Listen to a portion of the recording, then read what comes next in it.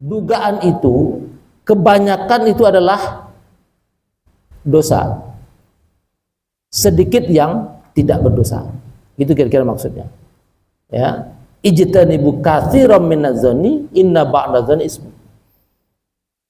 Inilah yang kemudian kita sebut dengan istilah sakwa sangka atau buruk sangka. Padahal makna asalnya zon itulah dugaan, Bapak Ibu. Jadi dugaan itu bisa baik bisa buruk. Saya menduga orang itu pasti baik. Dugaan juga sama. Makanya ada yang mengatakan husnuzon dan suudzon, ya, berbaik sangka dan berburuk sangka. Itu karena memahami ayat ini katsiran minadz-dzanni inna ba'dadz-dzanni ismun. Ya, sebagian dugaan itu tidak benar, tapi sebagian lagi adalah benar.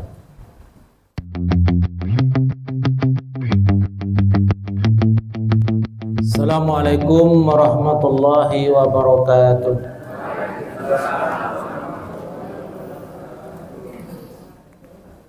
Alhamdulillahi rabbil alamin, wa bihi nasta'in ala umuri dunya waddin.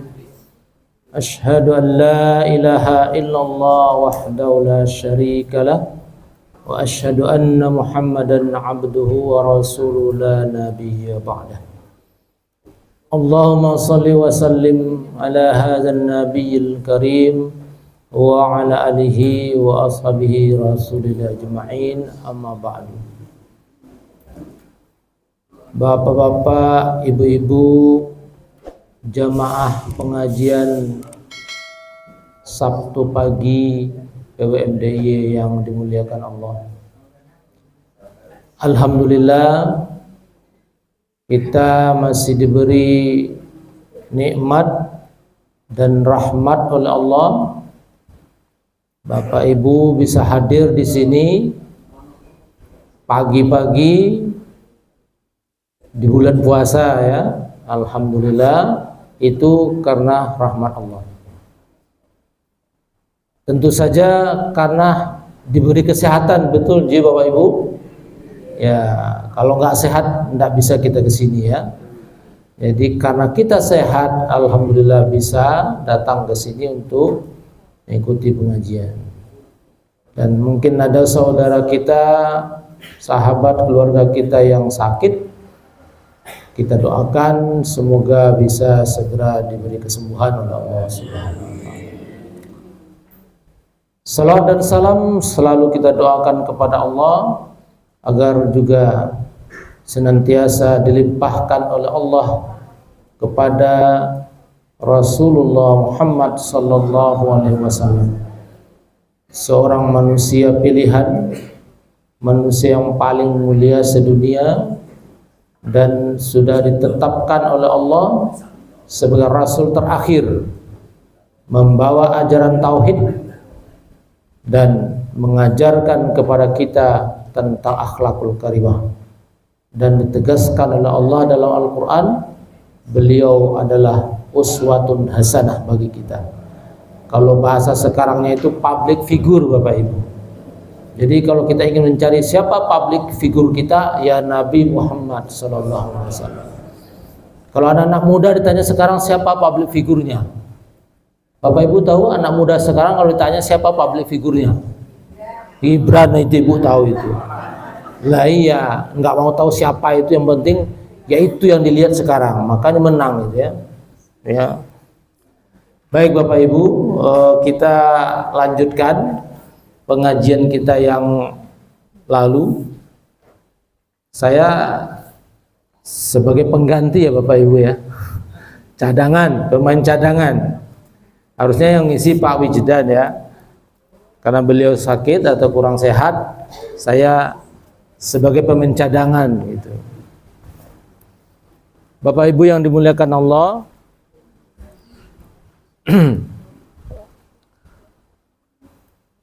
yang lalu atau beberapa waktu yang lalu kita mengkaji surat Al-Hujurat. Kalau Bapak Ibu masih ingat, surat Al-Hujurat ayat 12, ya. Jadi kalau kita lihat Bapak Ibu, Al-Quran itu 6.600 ayat itu membahas 3 hal saja, itu 3 hal utama ya.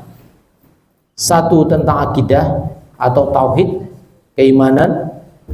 2 tentang ibadah atau syariah.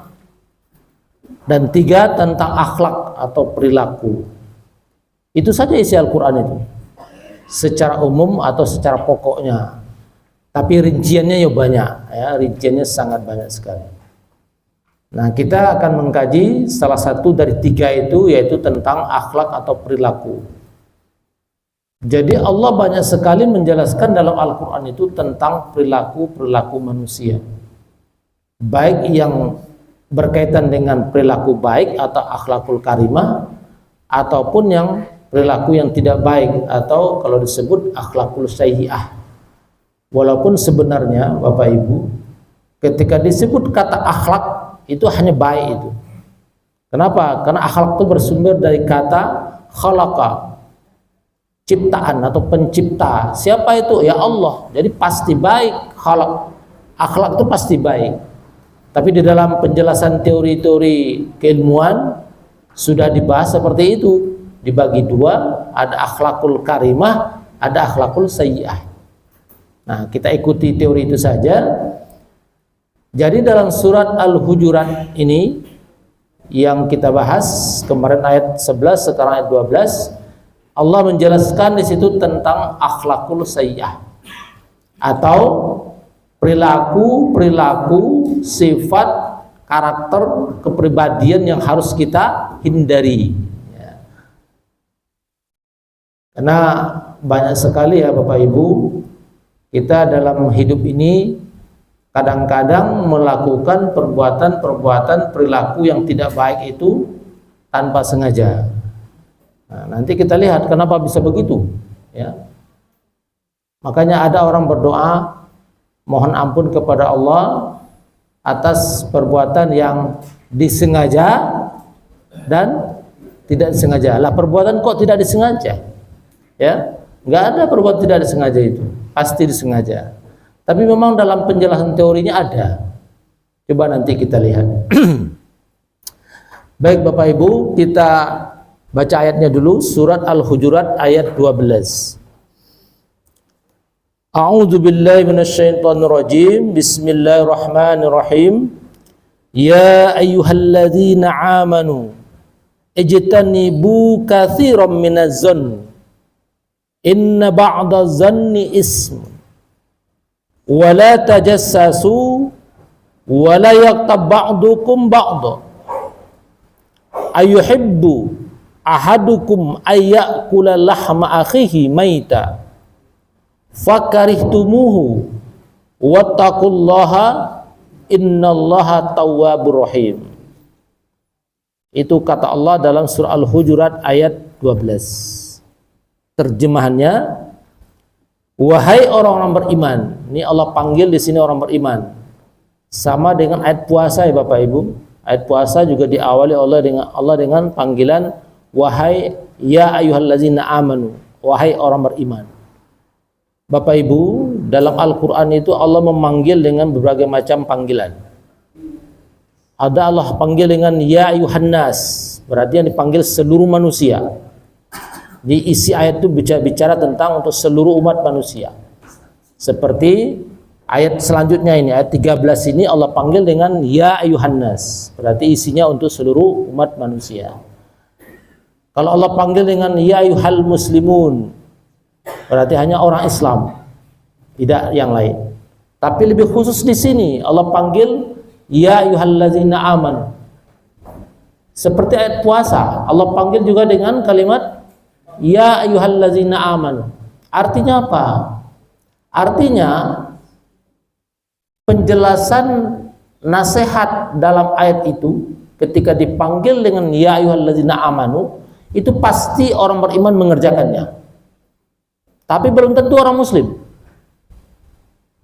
Jadi seperti ayat puasa ketika Allah panggil ya ayyuhallazina amanu kutiba alaikumusiyam, wahai orang beriman diwajibkan puasa, maka itu artinya orang yang beriman pasti puasa. Ya Bapak Ibu, orang beriman pasti puasa. Lah kok ada orang muslim tidak puasa, berarti tidak beriman.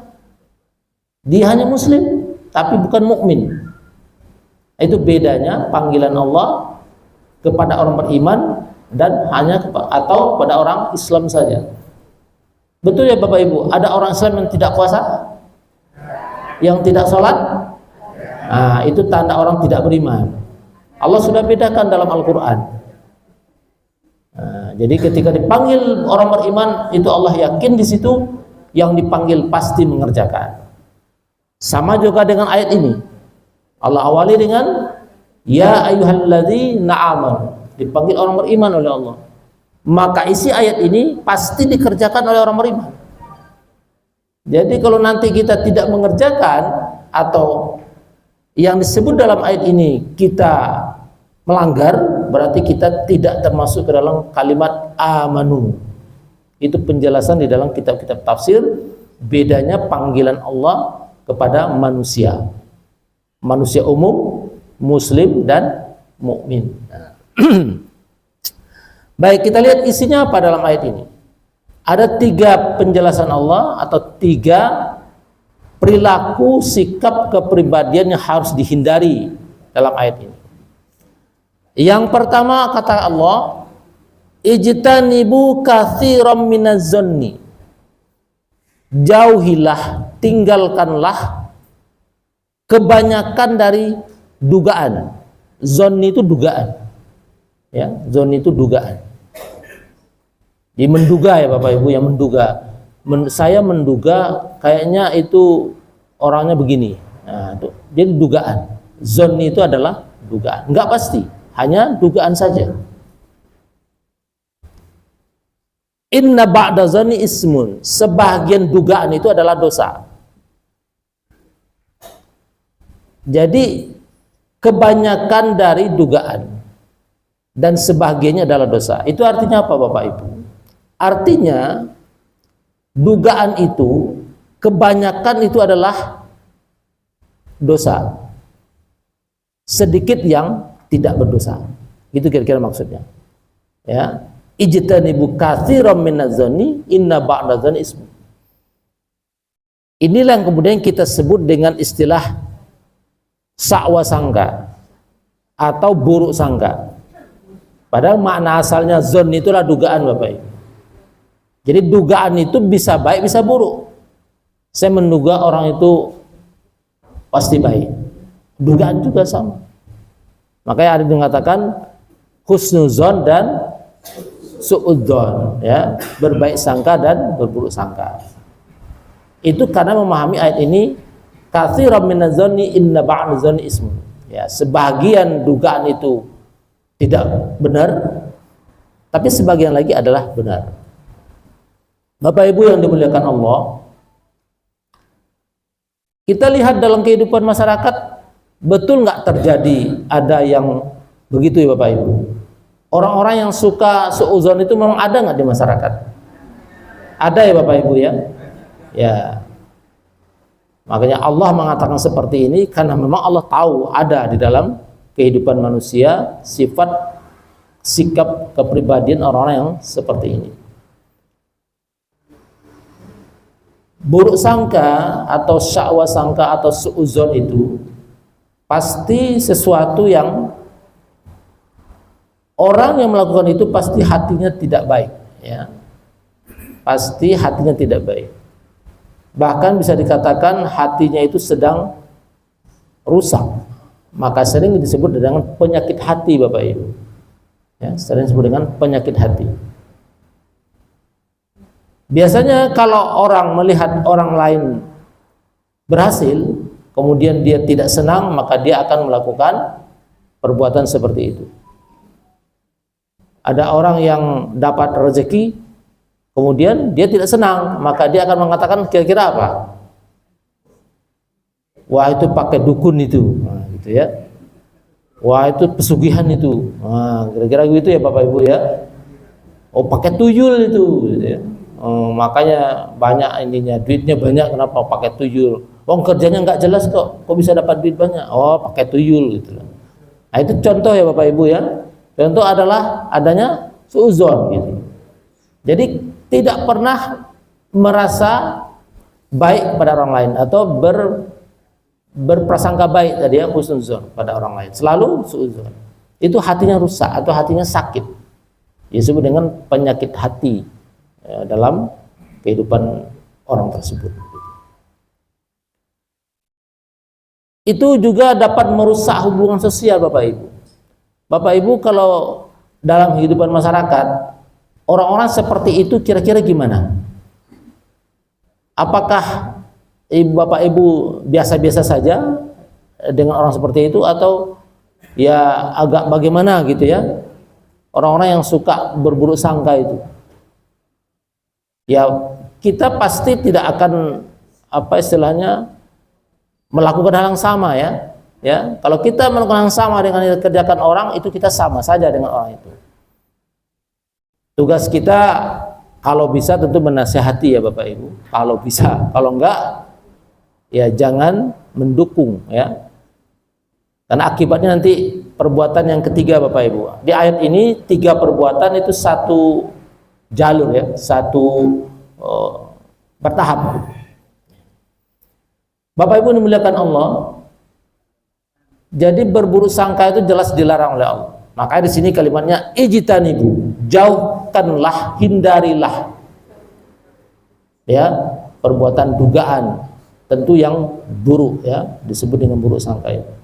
Karena akibatnya bisa merusak hubungan sosial atau hubungan dalam masyarakat. Ada sebuah kisah Bapak Ibu pada zaman Rasul. Suatu ketika Nabi mengatakan sesuatu kepada para sahabatnya. Nabi itu selalu berkumpul dengan sahabat itu di masjid sebelum sholat. Nabi berkata kepada para sahabatnya, wahai sahabat, tunggulah sesaat lagi akan datang calon penghuni surga. Kemudian sahabat tadi menunggu, ya para sahabat menunggu siapa orang yang disebut oleh Nabi ini. Maka datanglah seorang sahabat Ansor dengan jenggot yang basah oleh air wudu. Seorang bapak tua begitu ya. Sudah selesai. Besok diulang lagi oleh Nabi. Wahai para sahabatku, tunggulah sesaat lagi akan datang calon penghuni surga. Para sahabat menunggu lagi, siapa yang akan datang ini? Ternyata yang datang orang yang sama dengan yang kemarin. Bapak orang Ansor itu ya, kalau golongan Ansor. Golongan Ansor itu orang Madinah.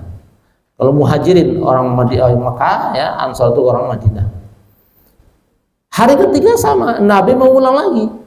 Wahai para sahabatku, tunggulah sesaat lagi akan datang calon penghuni surga, kata Nabi.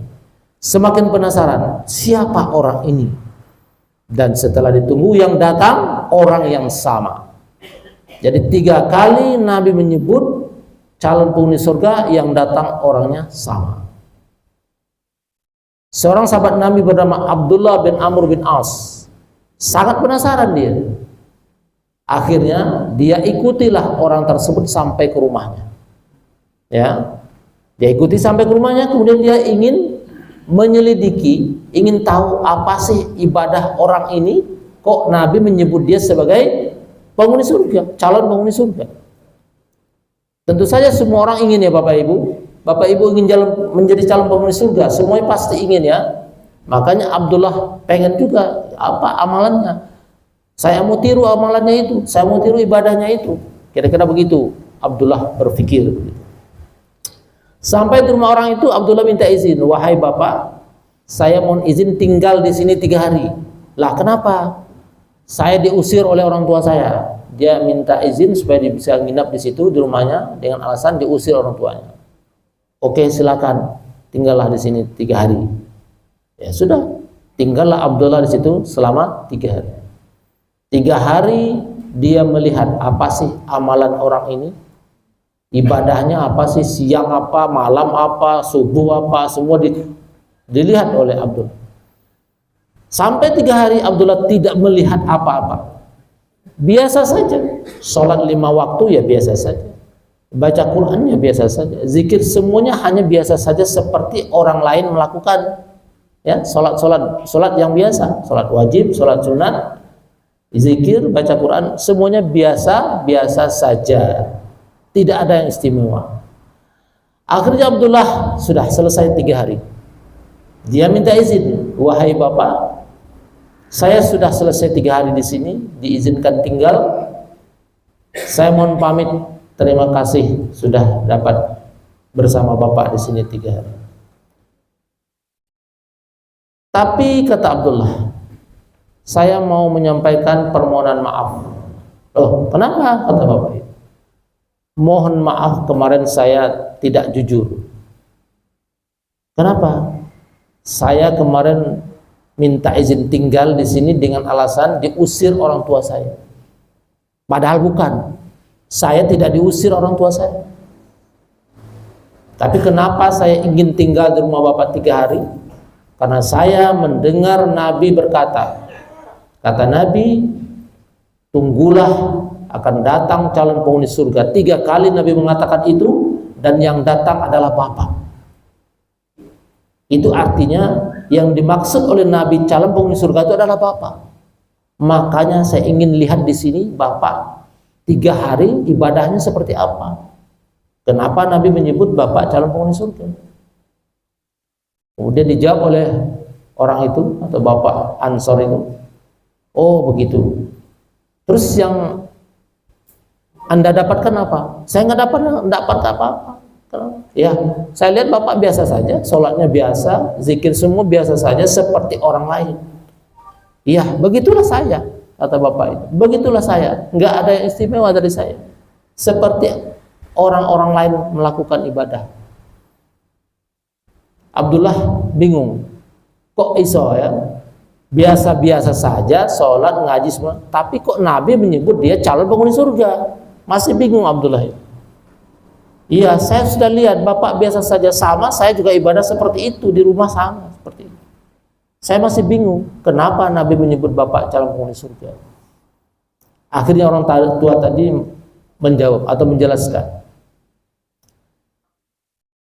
ini bukan dia sombong ya, tapi mungkin untuk menjawab kegalauan Abdullah, kebingungan Abdullah, penasarannya Abdullah itu. Dan mungkin saja itu penyebabnya, kata bapak tua tadi. Ya begitulah saya, ibadahnya nggak ada yang istimewa.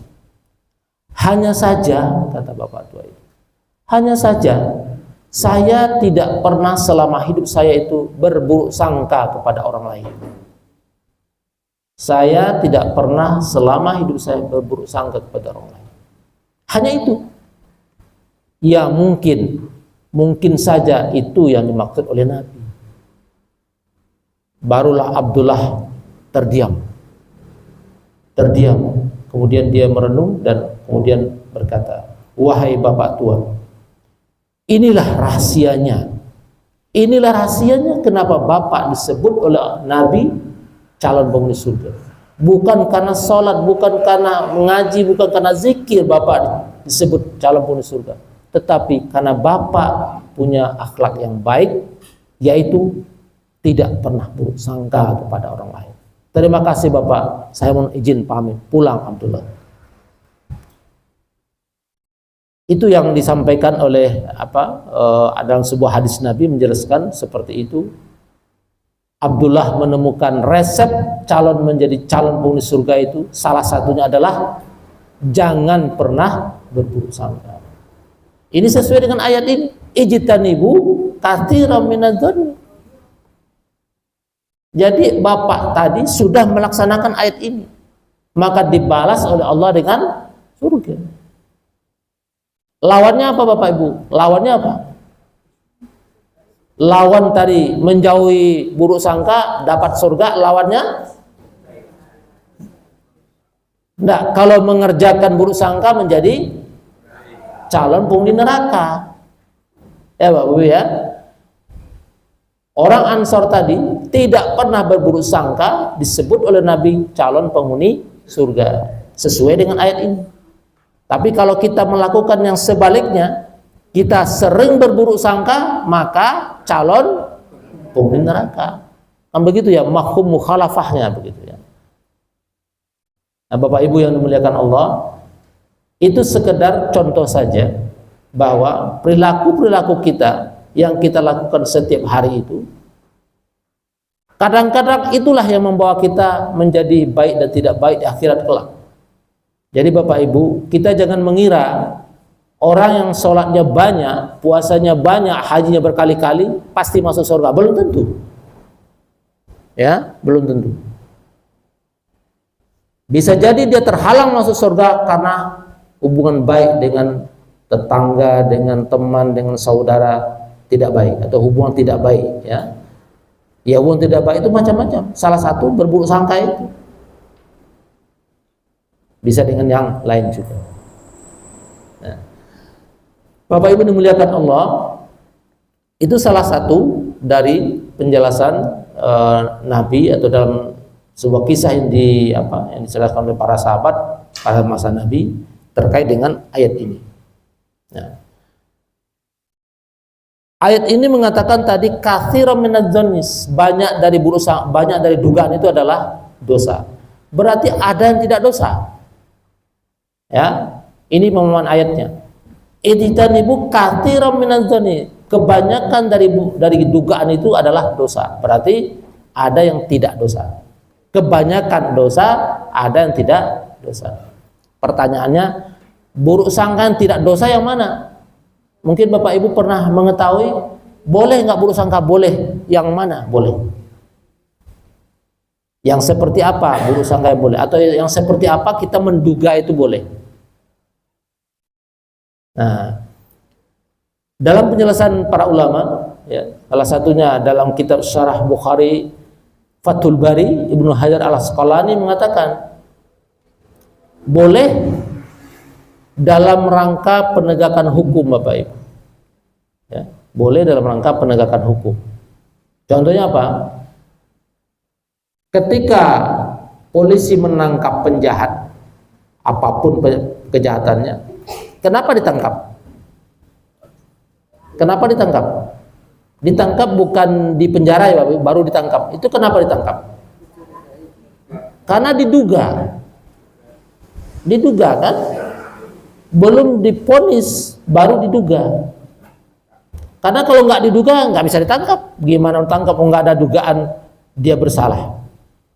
Tapi dalam bahasa hukum disebut dengan istilah praduga tak bersalah. Maksudnya apa?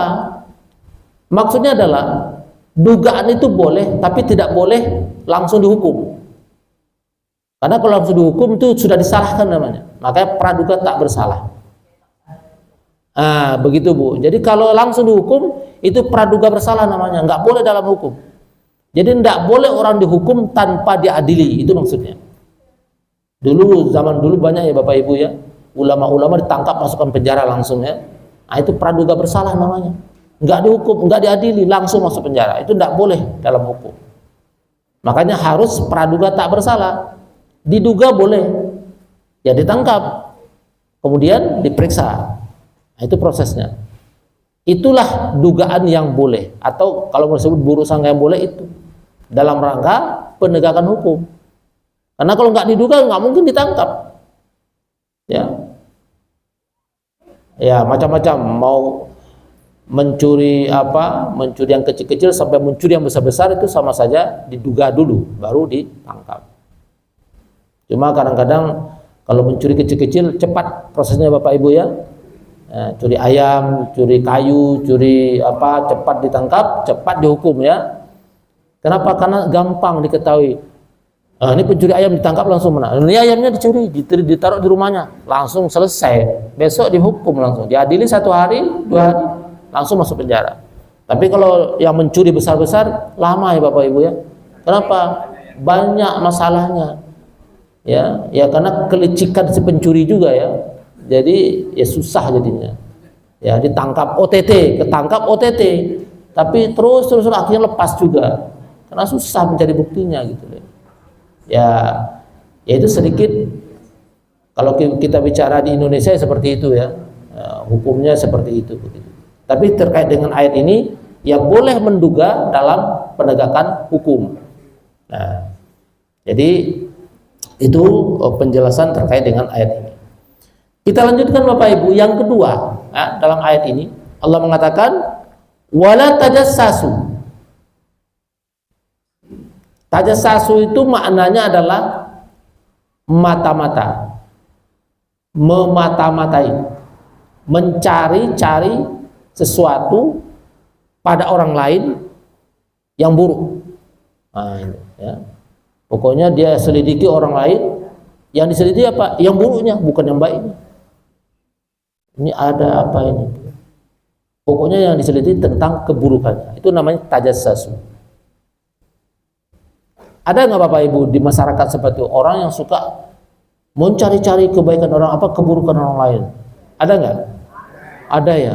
Itu kenapa ya Bapak Ibu? Kok dia suka cari-cari keburukan orang lain? Ya? Dengki ya Pak? Ya.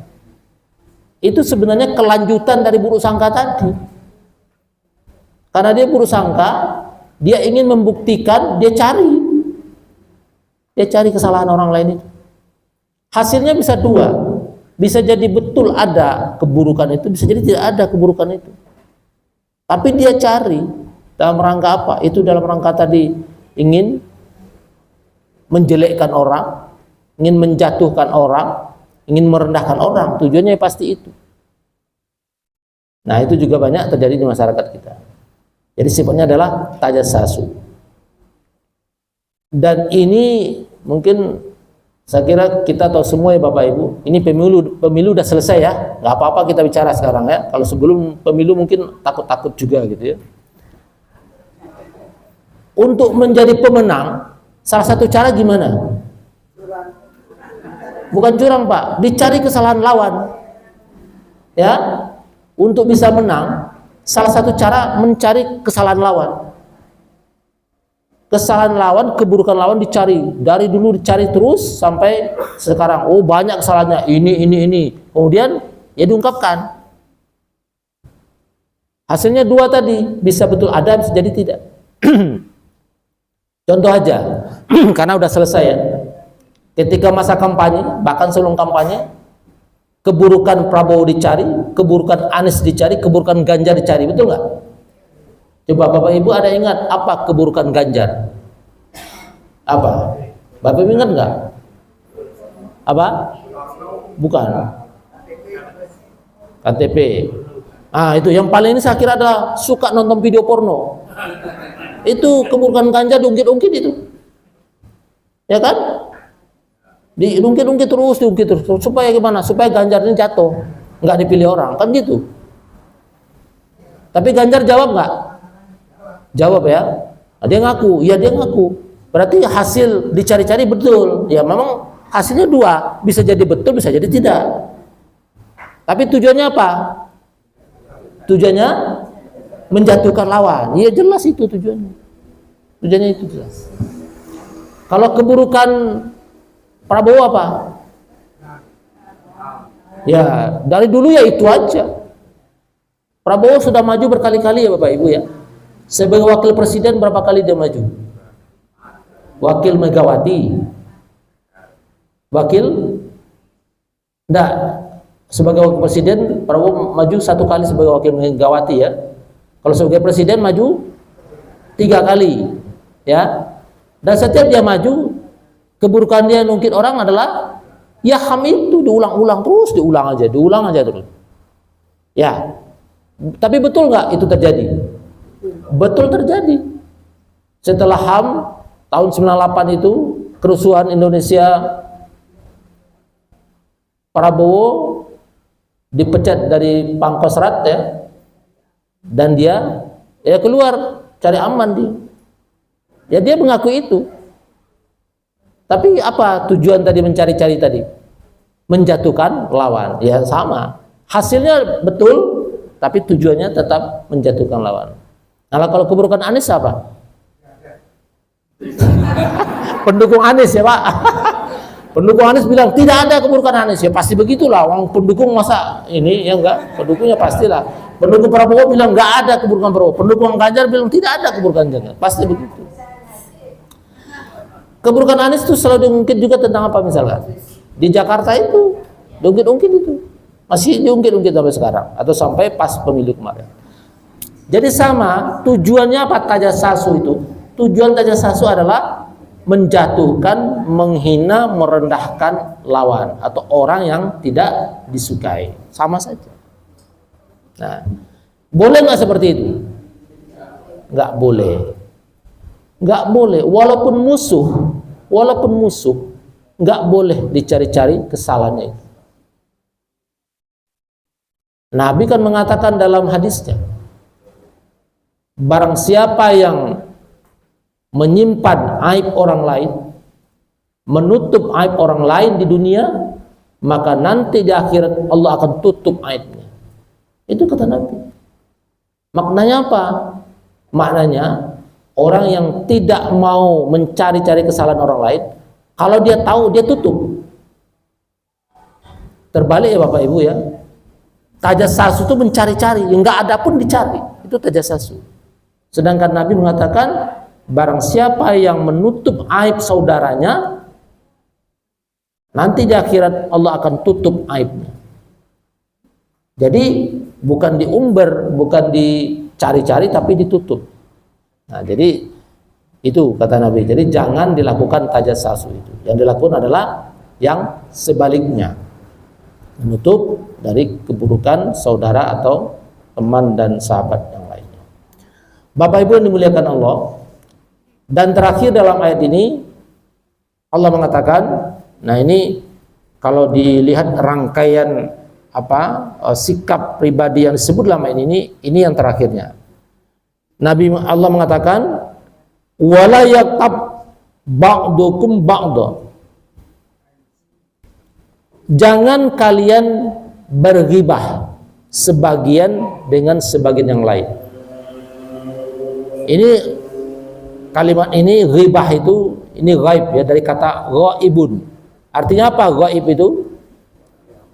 Tidak ada, tidak kelihatan, tersembunyi, itu ghaib ya Bapak Ibu. Makhluk ghaib artinya makhluk yang tidak terlihat, tersembunyi. Nah, dari kata ghaib itulah kemudian menjadi ghibah. Apa itu ghibah? Membicarakan atau menyebut keburukan orang lain di mana orang itu tidak ada di situ. Betul nggak? Menyebut keburukan orang lain ketika orang itu tidak ada di situ. Betul ya Bapak Ibu ya? Apa kita berani menyebut keburukan orang lain dia ada di situ? Tidak berani kan? Nah, nggak terjadi ghibah ya. Jadi ghibah tidak akan terjadi kalau orangnya itu ada di situ. Kita kalau ada orang lagi ghibah, datang orangnya langsung diam. Lah ya kenapa? Ya takut pasti. Makanya ghibah terjadi ketika orang tidak ada. Memang itu yang dimaksud dengan ghibah itu. Nah, itu banyak nggak di masyarakat Bapak Ibu? Banyak ya, banyak. Kalau ditanya yang berghibah banyak bapak-bapak apa ibu-ibu?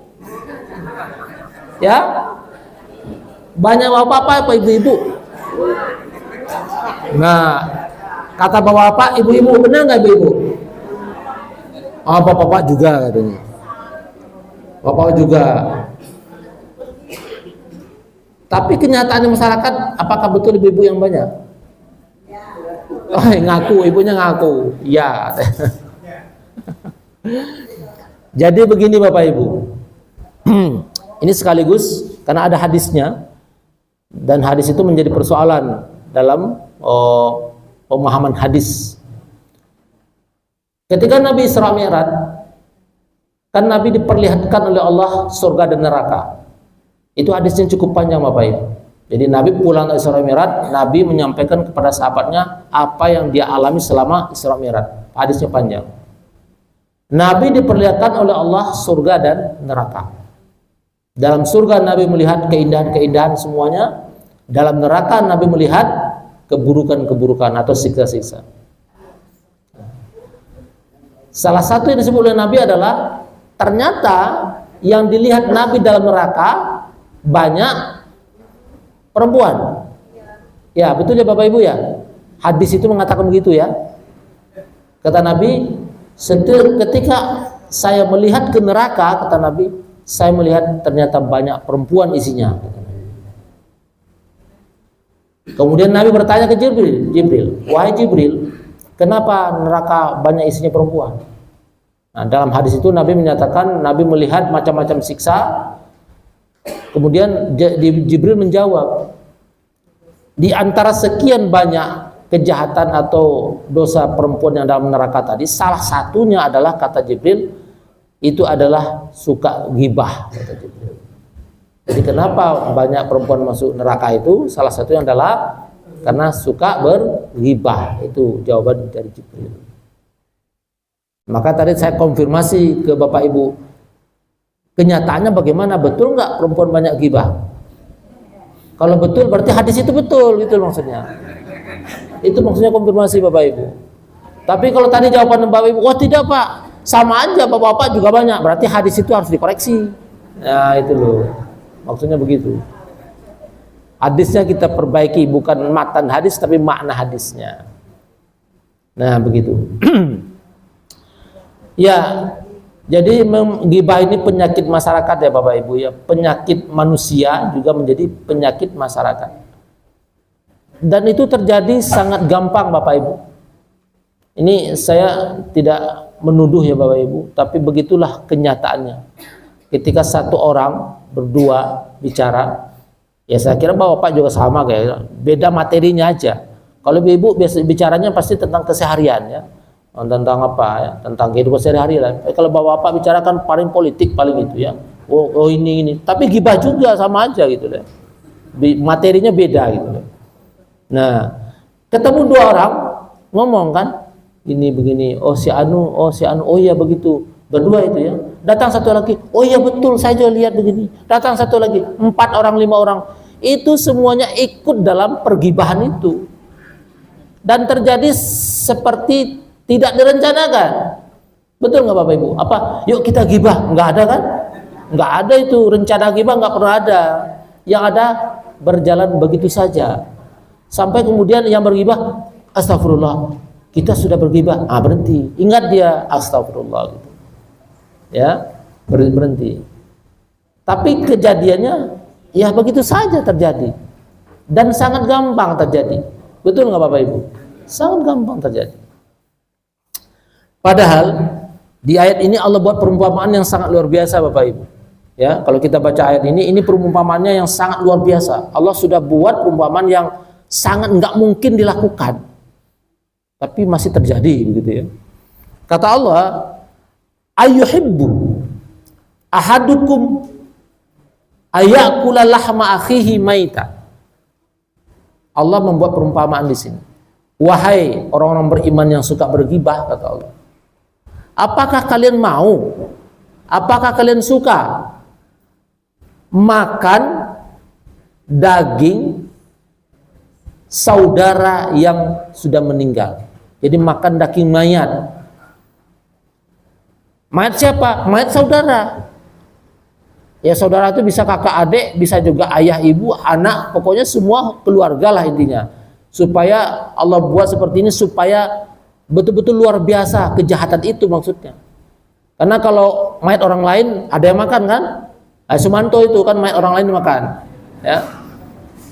Mayat orang lain dimakan kan? Nah, Allah buat bukan mayat orang lain, mayat saudara sendiri Allah buat dalam ayat ini untuk menunjukkan bahwa Allah buat perumpamaan yang sangat luar biasa, tidak mungkin dilakukan. Itu tujuan Allah. Fakaritumuhu, kata Allah, pasti kalian tidak mau, kata Allah. Setelah Allah bertanya apakah kalian suka makan daging saudara yang sudah meninggal, Allah bertanya seperti itu.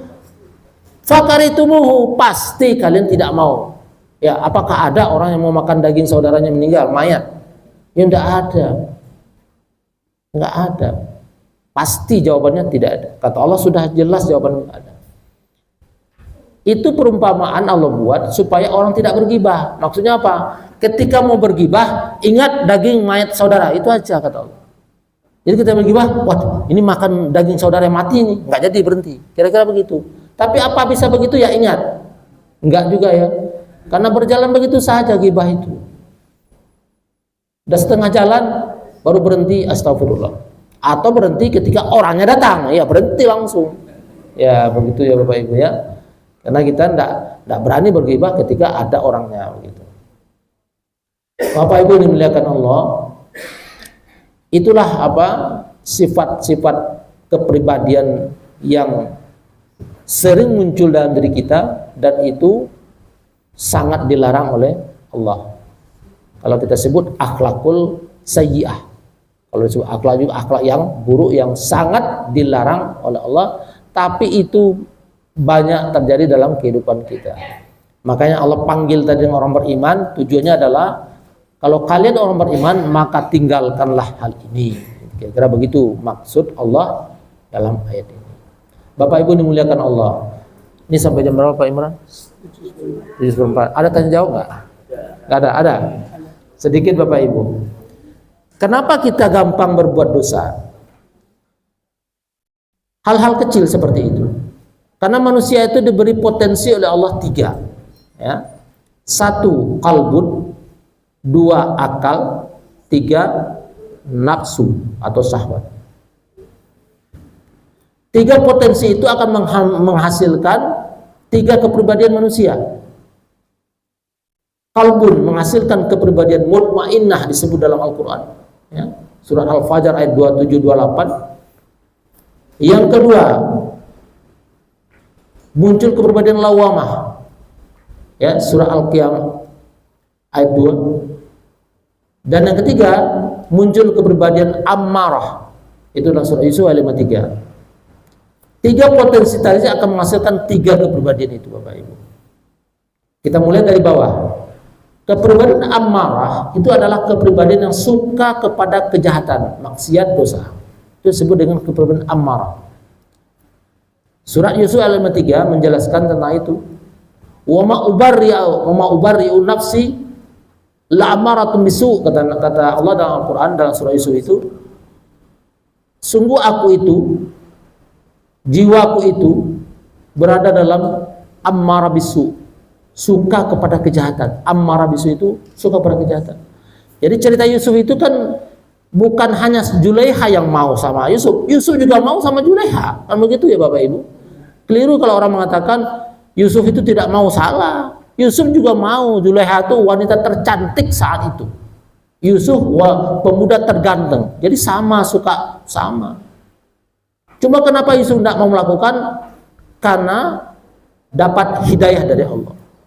Maka disebutkan ayat itu la amaratu bisu, kemudian dia mendapat rahmat dari Allah. Dia ingin berbuat zina tapi hidayah Allah datang, jangan lakukan Yusuf, itu dilarang, nggak jadi. Kedua, kepribadian lawamah itu kepribadian yang selalu sadar dengan dosa, selalu ingat dengan dosa dan selalu menyesal dengan dosa. Jadi Bapak Ibu, kalau tadi berghibah pun astagfirullah, itu dia kepribadiannya lawamah. Tapi kalau ghibah sampai habis, amarah itu kepribadiannya, nggak pernah sadar. Jadi orang-orang yang tidak pernah sadar dengan kejahatan dosa itu dia berada di kepribadian amarah namanya. Tapi kalau dia sadar astagfirullah dan dia berhenti, walaupun besok dosa lagi, itu kepribadian lawamah namanya. Dan yang terakhir yang paling tinggi adalah kepribadian mutmainnah. Disebut Allah surah Al-Fajr 27-28 ya. Ya ayyuhan nafsul mutmainnah irji'i ila rabbiki radiyatan mardiyah. Wahai nafsu-nafsu mutmainnah, jiwa-jiwa yang tenang, masuklah kembali kepada Allah dengan penuh ridha dan diridhai. Itu apa? Kepribadian mutmainnah adalah kepribadian yang selalu ingin berbuat baik, kebalikan dari amarah. Nah, apa kaitannya dengan 3 potensi tadi? Kaitannya adalah kapan orang itu punya kepribadian amarah? Ketika dirinya dikuasai oleh nafsu syahwat. Yang 3 ini ada dalam diri kita Bapak Ibu. Semua orang punya ini. Penjahat itu juga punya kalbun itu, punya hati nurani penjahat itu. Seorang ustadz, seorang kiai pasti punya nafsu syahwat, pasti. Jadi 3-tiganya ada ini. Persoalannya mana yang berkuasa dalam diri kita? Kalau seseorang dikuasai oleh nafsu syahwat, maka selalu keburukan yang dia lakukan, kejahatan, keburukan terus. Kenapa? Dirinya dikuasai oleh syahwat. Tidak pernah sadar. Kalau dirinya itu manusia itu dikuasai oleh akal, nah ketika akal yang berkuasa, itu kejahatan dilakukan tapi langsung sadar. Astagfirullah. Kata-kata astagfirullah muncul karena sadar ya Bapak Ibu ya. Berbohong, setelah berbohong astagfirullah, saya tadi berbohong. Begitu ya Bapak Ibu ya. Ketika ingat langsung astagfirullah. Itu lawamah. Dan mungkin kebanyakan manusia di situ ya. Buat dosa, kemudian mohon ampun. Besok dosa lagi, ya kan? Dosa lagi, mohon ampun lagi. Boleh nggak betul? Boleh. Allah katakan dalam Al-Quran, wala ta'asu min rauhillah, kata Allah. Jangan pernah putus asa dari rahmat Allah. Wah, saya nggak mau lagi minta ampun, kenapa? Tiap hari saya dosa, udahlah dosa aja. Apa begitu? Itu putus asa namanya. Jadi kata Allah, teruslah minta ampun, teruslah minta ampun. Nah, yang ketiga, ketika diri manusia dikuasai oleh kalbu hati nurani, maka yang ada adalah nafsul mutmainnah. Jadi orang-orang pilihan, kira-kira begitu ya Bapak Ibu. Jadi kalau tiap hari dia berbuat baik, terus berbuat, itu dirinya dikuasai oleh kalbu hati nurani. Saya kira itu. Terima kasih, lebih kurang mohon maaf. Bila taufiq hidayah. Assalamualaikum warahmatullahi wabarakatuh.